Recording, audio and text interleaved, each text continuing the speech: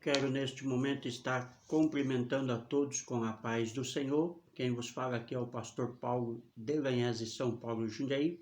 Estamos agora aqui no nosso canal do YouTube com o nosso resumo da Escola Bíblica da lição da Betel de 2005, título A Insanidade de um Monarca. Quero convidar você que ainda não está inscrito no nosso canal do YouTube a se inscrever. Ajude-nos, a divulgar a palavra de Deus. Todos os domingos, às 9 horas da manhã, estamos ao vivo com a Escola Bíblica Dominical. Também todas as quarta-feiras, às 19h30, estamos ao vivo com a Escola Bíblica Dominical, lição de número 5. Quero deixar alguns versículos para que você possa estudar na sua casa esta aula. Gênesis 17:1, Romanos 13:1, Hebreus 4:13, Salmo 68, verso 1, Salmo 107, verso 17, Miqueias 6, versículo 13. Nosso textuário diz: a fim de que conheça os viventes que o Altíssimo tem domínio sobre os reinos dos homens e que dá a quem quer. Daniel, capítulo 4, versículo 17. A verdade prática diz: o Deus Altíssimo domina sobre tudo e não divide a sua glória com ninguém, pois é o Criador e sustentador de todo o universo. Texto de base para a aula de hoje, Daniel 4, 1, 2, 3, 4, 5, 6, 7, 8 e 9. Diz-nos assim a palavra de Deus: o rei Nabucodonosor, a todos os povos, nações, homem, todas as línguas que habitam em toda a terra, paz vos seja multiplicada. Pareceu-me bem fazer conhecido os sinais e maravilhas que Deus o Altíssimo tem feito para comigo. Quão grandes são os seus sinais e quão poderosos as suas maravilhas. O seu reino é reino sempiterno e o seu domínio de geração em geração. Eu, Nabucodonosor, estava tranquilo em minha casa e feliz no meu palácio.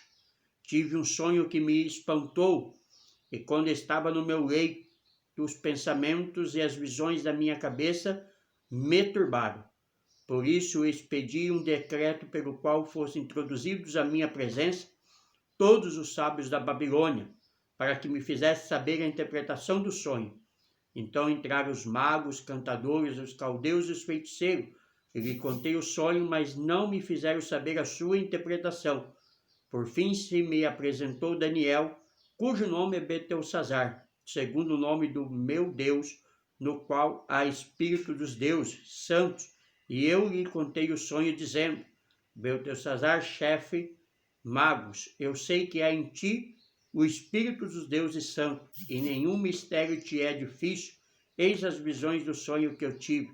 Diz-me a sua interpretação. Essa foi a fala e a indagação de Nabucodonosor a Daniel. Ele reconhecia em Daniel a sabedoria de Deus e que ele tinha o espírito dos deuses, segundo ele, para interpretar e dar as verdadeiras revelações de Deus ao coração dos homens. Nabucodonosor estava no auge da fama e do poder. Suas guerras tinham terminado, a prosperidade estava garantida, porém ele atribuía tudo à sua própria sabedoria e habilidade. Em nenhum momento pensou em Deus, que o erguera e lhe dera tudo. Ele teria de ser humilhado para saber que o Altíssimo domina sobre o reino dos homens e dá a quem lhe aprouver. Daniel, capítulo 4, versículo 17. Então, essa é a história de Nabucodonosor. O grande rei Nabucodonosor, como é conhecido, se orgulhou, se tornou arrogante e não deu glória a Deus. Então Deus o abateu para mostrar a ele que Deus é Deus. A ânsia de um monarca pelo poder, tópico 1. Esta quarta história aparece sob a forma de uma carta de Nabucodonosor a seus súditos. A lição que podemos tirar dessa história é que até o maior dos poderes pagão se mostra impotente diante da história e das contingências que estão sob o controle do Todo-Poderoso. Nabucodonosor foi um grande administrador. Esse monarca é frequentemente citado pelos profetas Jeremias, Ezequiel e Daniel. Foi o segundo e maior rei do Império Babilônico.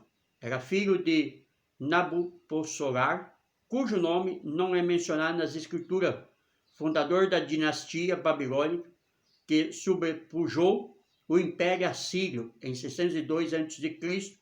Era um grande administrador e muito de esplendor da cidade de Babilônia. Se devia a ele, inclusive, o Jardim Suspenso, uma das 7 maravilhas do mundo antigo. Depois de sua morte, o poder do Império Babilônico veio a declinar. Nabucodonosor reconheceu a soberania do Todo-Poderoso. Vemos neste episódio, Daniel 4:3-4, as declarações de um monarca. Deus é o Altíssimo, superior a todos os ídolos. Seus sinais e maravilhas são poderosos. Seu reino é um reino sempiterno. Seu domínio estende-se de geração a geração. Nabucodonosor estava tranquilo em seu palácio, descansando, apreciando a boa vida, quando foi perturbado por um sonho. De repente, tornou-se instrumento das revelações divinas. Reconhecimento da grandeza de Deus. Daniel 4:3 é altamente importante na vida de um governante, uma vez que toda autoridade vem dele. Romanos 13:1, segundo as Escrituras Sagradas, o próprio Deus é a fonte de todo governo humano. Provérbios 15:16. Nabucodonosor foi transtornado com um sonho, Deus o incomodou com um sonho. Através de um sonho, o rei sabia que algo importante lhe fora comunicado, mas não tinha capacidade para interpretar as imagens vistas na visão. Continuaram como fantasma a circular por sua mente, não lhe dando sossego algum. Ele ficou inquieto, Ele não conseguia entender aquele sonho e nenhum dos seus magos, nenhum dos seus feiticeiros, conseguia dar a ele a resposta desejada para acalmar o seu coração. Então, muitas das vezes as manifestações de Deus produzem medos nos ímpios e temor nos servos de Deus. Gênesis 41, versículo 1-57. Nabucodonosor com certeza tinha em seu palácio um guarda especial que cuidava de sua proteção. Não era qualquer pessoa que podia adentrar no palácio e principalmente no aposento real. O palácio deveria ser considerado o lugar mais seguro do mundo. Todavia, podemos notar como muitas vezes o Deus Todo-Poderoso cruzou os portões até a recâmara dos monarcas e, através dos sonhos, revelou-lhes mistérios antes ignorados. Jó 33:14-16, que Deus, ele trabalha da sua maneira como ele quer e ele faz como quer, tá? Deus, é por isso que ele é soberano e é Senhor sobre todas as coisas. Nem mesmo o monarca Nabucodonosor, com toda a segurança, com a guarda real dos seus aposentos, pôde impedir que Deus entrasse no seu quarto, no seu aposento, no seu leito, dando a ele um sonho. O monarca não discerniu as revelações divinas e nem os seus feiticeiros. Conforme o costume daquela corte real, imediatamente foi expedido um decreto real convocando todos os sábios da Babilônia para interpretar o sonho do rei. Nabucodonosor, como sempre, esperava que, após contar-lhes o sonho, eles fizessem a interpretação de acordo com aquilo que do sonho poderia ser compreendido. No sonho do capítulo 2 do livro de Daniel, o monarca exige algo mais difícil dos seus especialistas. Agora no capítulo do sonho, mas mesmo assim, seus súditos falharam. Ou seja, no capítulo 2 ele não conta o sonho e pede a interpretação. E Daniel dá a interpretação e ninguém mais. Nesse capítulo 4 que estamos aqui lendo, ele conta o sonho, Mas mesmo assim, os seus adivinhadores, agoureiros, também não conseguem interpretar, porque Deus estava nesse negócio e somente Daniel, que tinha o Espírito dos deuses, podia realmente mostrar ao rei o significado desse sonho. Um sonho de caráter espiritual. É por isso que os adivinhos de Nabucodonosor não puderam interpretar. Fica evidente que o sonho do rei era de caráter espiritual. Por essa razão, seria impossível a sua interpretação pelos sábios do rei. 1 Coríntios 2,14. Pois é um mistério e só Deus pode revelar.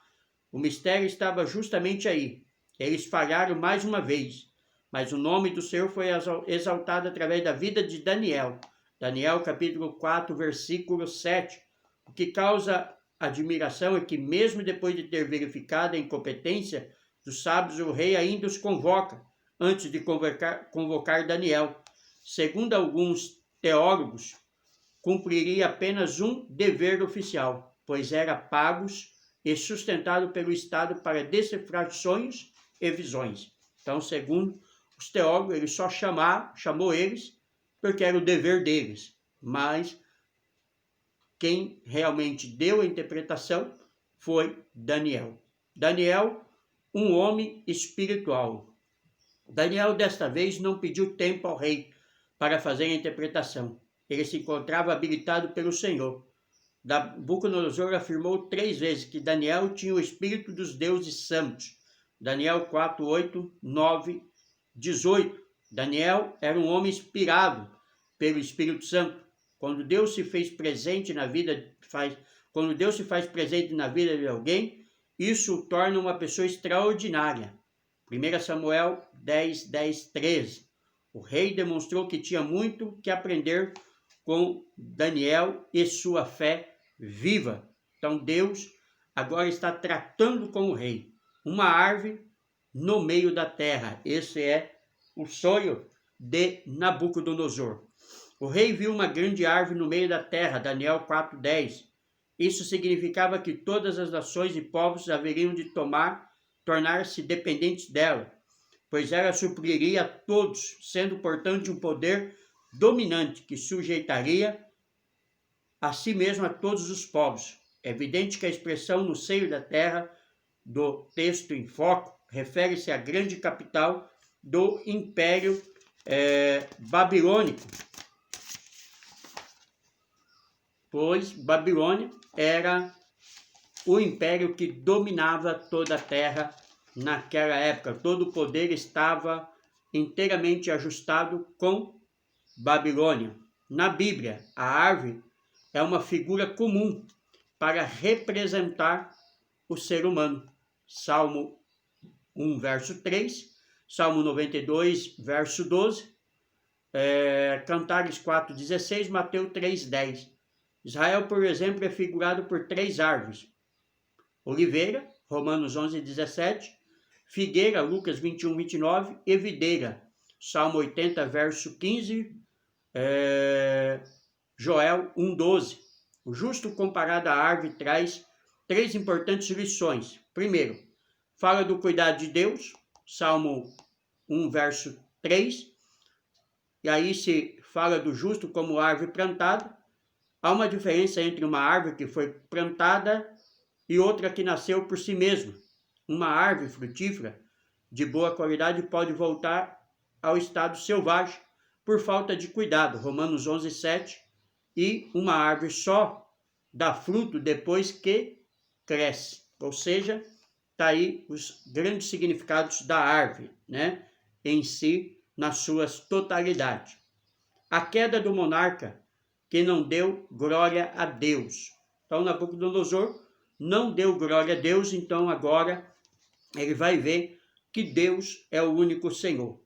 A natureza do sonho do monarca segue um paralelismo no planejamento da construção da Torre de Babel. O texto de Gênesis 11:4 nos mostra bem o significado do pensamento. E disseram: Ei, edifiquemo-nos uma cidade e uma torre, cujo gume toque nos céus. Os homens sempre tentaram um caminho para alcançar o céu. Todavia, o acesso só será possível por meio da salvação em Jesus Cristo. João 14,6, 1 Timóteo 2, versículo 5. O homem, na seu empreendedorismo, na sua vaidade, na sua grandeza, ele quer chegar ao céu e tocar ao céu pelos meios próprios, pela sua própria força. Mas o comentarista é muito bem enfático aqui, na mensagem da palavra de Deus, que só há um meio de chegarmos ao céu, e esse meio é através de Jesus Cristo. É por isso que a Bíblia diz que Jesus Cristo ele é o único caminho, não é um dos caminhos. Não existe vários caminhos, só há um caminho, e o único caminho é Jesus Cristo. Ninguém vai ao céu pelos meios e esforços próprios. Nabucodonosor viu, então, uma grande e afrontosa árvore. Nas suas visões da noite, o monarca viu a imensa árvore, que crescia e se tornava forte. Daniel 4,11. Ela florescia e seus ramos chegavam aos céus. Era tão alto que poderia ser vista de qualquer lugar da terra. Era universal. Outros tipos de vegetações tornavam-se insignificantes diante dela. Suas grandezas enchiam a terra e seus galhos ocupavam o céu. Isaías 14, versículo 14. A Septuaginta diz que o sol e a lua nela habitavam, e dali davam luz ao mundo inteiro. O texto de Daniel 4,12 e outros correlatos descrevem a prosperidade do reino babilônico. O reino de Nabucodonosor foi, sem dúvida alguma, muito grande, em magnificência, em extensão, e grande também em crueldade e orgulho, né? Nabucodonosor se tornou soberbo por causa das suas vitórias, das suas conquistas, não reconhecendo a Deus, mesmo vendo o poder de Deus, através de Daniel, Sadraque, Mesaque e Abednego, quando nós vimos na lição passada que foram livrados do fogo, né, da fornalha, e somente no final da sua vida, Nabucodonosor realmente conhece que Deus é único, que veremos aí no decorrer das demais lições que teremos aí durante esse segundo semestre. Nabucodonosor viu ramos verdes e abundantes. A colossal árvore tinha muitas folhas viçosas, muitos ramos que produziam toda espécie de frutos, tudo em abundância. Daniel 4,12. Os animais silvestres faziam seus ninhos nos galhos. Ezequiel 17, 23. Ezequiel 31, 6. O coração de Nabucodonosor elevou-se por causa da sua posição, acalentando sentimentos de grandeza, pois queria ser como Deus. Tornou-se escravo da sua ambição e viu-se em guerra de vaidades, na tentativa de tornar sua nefasta fantasia em uma possível realidade. Isaías, capítulo 5, versículo 15. Nabucodonosor viu o vigia eterno, ou seja, o próprio Deus, um vigia santo, Daniel 4,13. O termo vigia se traduz também como um vigilante no original. Ele denota um ser sem corpo, mortal, com elevado poder, que nunca dorme. Salmo 121, verso 1, 6. E um anjo do Senhor, ou até mesmo o próprio Senhor Jesus foi o que Nabucodonosor viu nesta visão. Pelo uso da expressão um que é santo, subsequente que a pessoa do Pai também está em foco, na presente passagem, Deus é o vigia eterno. Ele nunca se cansa nem se fadiga, como bem pode ser visto em toda a extensão da Bíblia. Isaías 40, versículo 28, Apocalipse 4, 8. O vigia anuncia com grande poder a queda da árvore. Nabucodonosor é o todo o sistema monárquico por ele criado. Cairia. O apóstolo Paulo declara em Romanos 13, 1 que as autoridades são constituídas por Deus. Todavia, é evidente que Deus exalta e também humilha. Tiago 4, 6. No sonho do rei, o tronco da grande árvore haveria de brotar. Isso fala da doença e restauração da saúde do monarca, depois de 7 tempos, que significa 7 anos, né? Porque Nabucodonosor seria cortado, torna-se animal, veremos em demais lições, passa 7 anos, 7 tempos, depois volta ao seu estado, né, de homem. Então, o tronco da árvore, né, começa a brotar novamente. Para alguns teólogos, o fato do tronco brotar tem sentido escatológico, tendo em vista o ressurgimento de um grande poder denominado Grande Babilônia, que é vista com maior intensidade nos capítulos 17 e 18 do livro de Apocalipse. Então, há 2 significados e 2 entendimentos. O tronco nasce com a volta de Nabucodonosor ao trono e também, escatologicamente, sobre o Apocalipse, né? A grande manifestação do anticristo, da besta, né? Arrebatamento da igreja. Então, Deus, ele faz brotar também aí, dentro desse sentido escatológico, tendo em vista o ressurgimento de um grande poder dominado, grande Babilônia, ou seja, um reino do anticristo, mas um reino falso e mentiroso.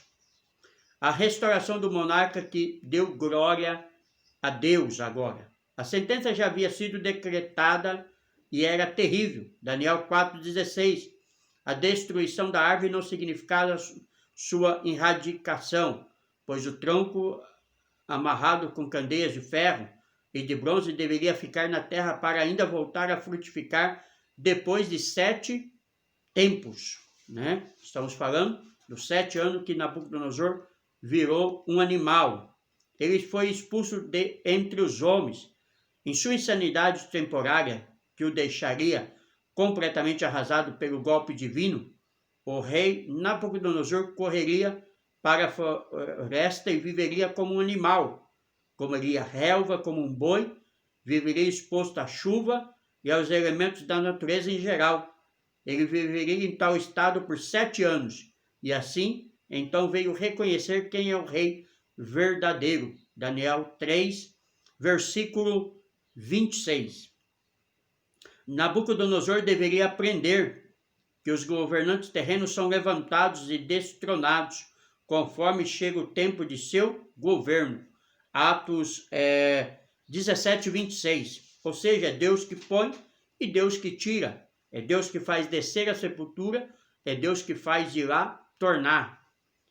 Por meio do decreto divino e não pelo poder e pelo engenho humano, a história diz que o monarca se estabelecera como se fosse um deus e requeria honrarias correspondentes, né? Então, a grandeza de Nabucodonosor fez ele achar que ele era Deus. E a prova está na lição passada, a qual ele levanta a estátua, que segundo teólogos e estudiosos é a estátua dele mesmo, aonde ele exige que todos os povos, né, dobrem o seu joelho e adorem a estátua, a qual Sadraque, Mesaque e Abednego nega tal adoração, porque eles dizem que a adoração, né, era devida unicamente a Deus, e por isso eles são lançados na fornalha de fogo.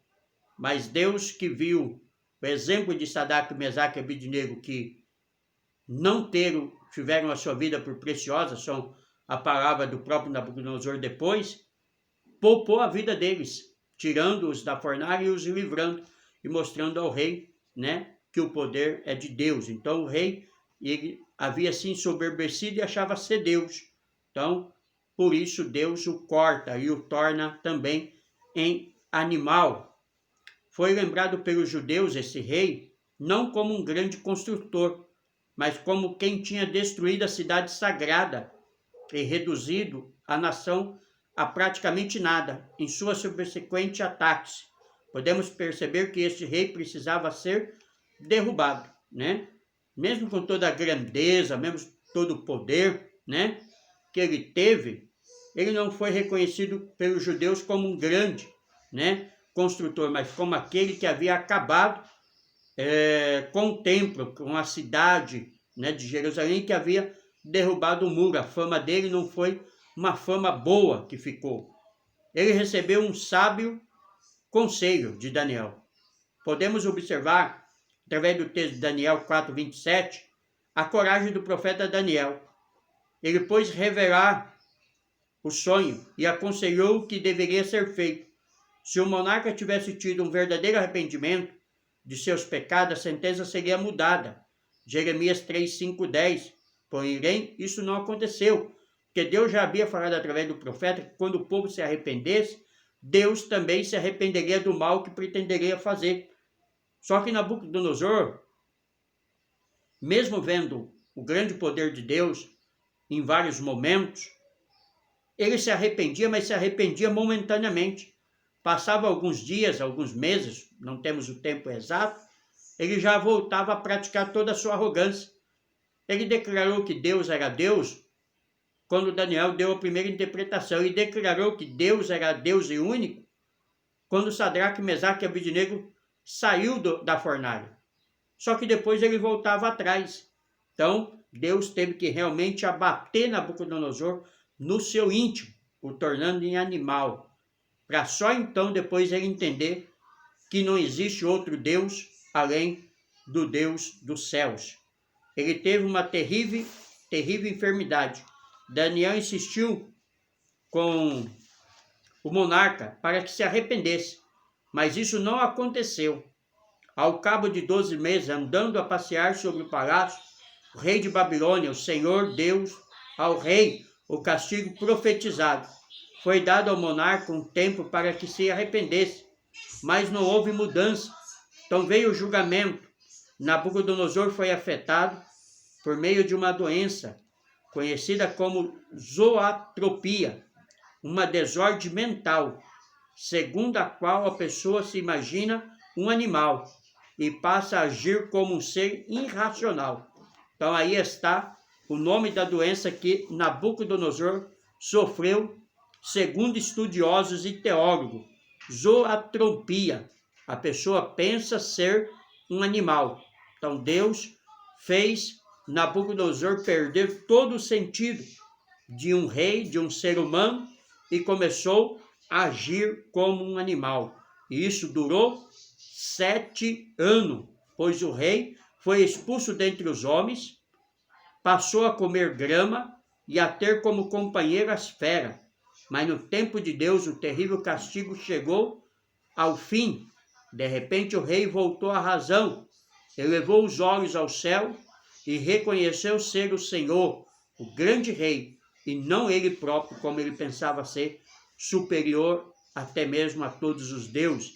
Então, Nabucodonosor aprendeu da forma mais difícil, porque não quis aprender ouvindo a voz de Deus e ouvindo Daniel, Sadraque, Mesaque e Abednego durante o seu reinado.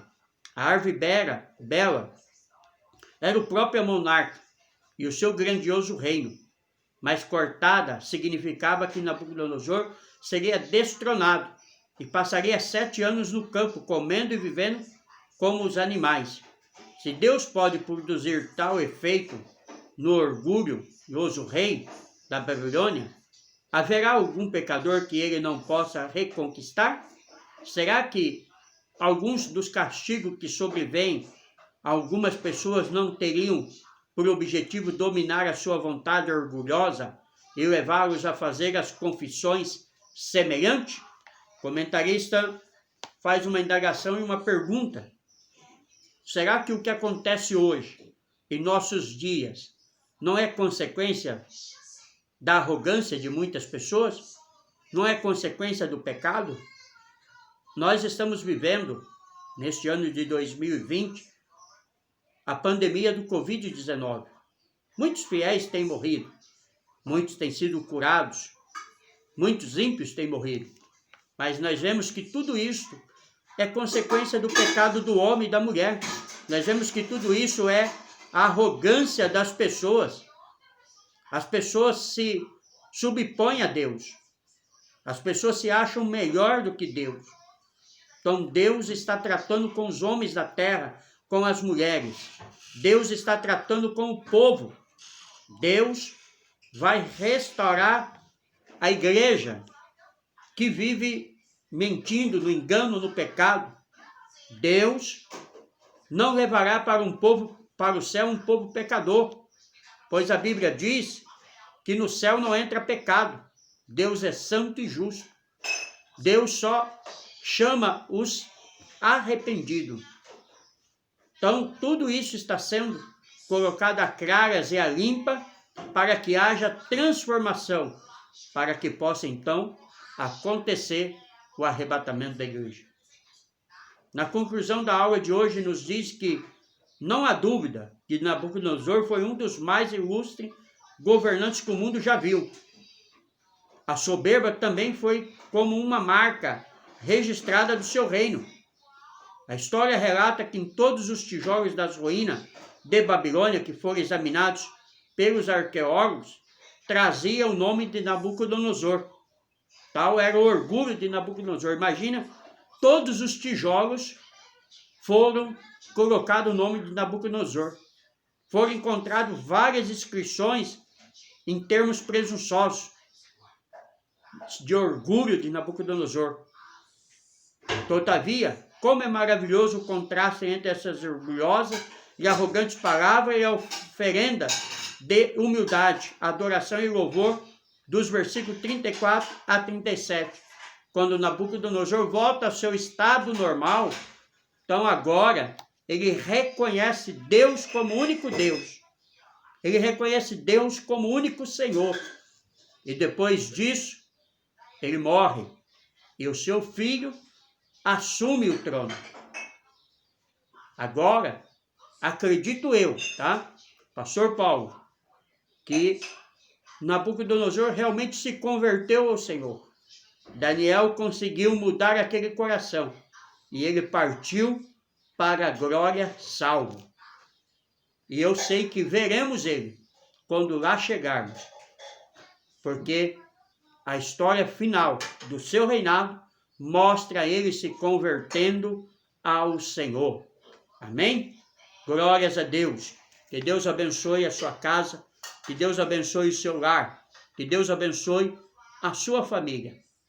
Estamos aqui todos os domingos, às 9 horas da manhã, ao vivo com a Escola Bíblica. E agora, todas as quarta-feiras, às 19h30, também com uma palavra de Deus ao seu coração. Se inscreva no nosso canal, né? Compartilhe o nosso vídeo no Facebook, no Twitter, no Instagram, no WhatsApp. Peça para os seus amigos se inscreverem. Estamos chegando aí a 1000 inscritos. Nos ajude, no nome do Senhor Jesus. Amém? Deus abençoe a todos. Pastor Paulo Delanhese, São Paulo, Jundiaí.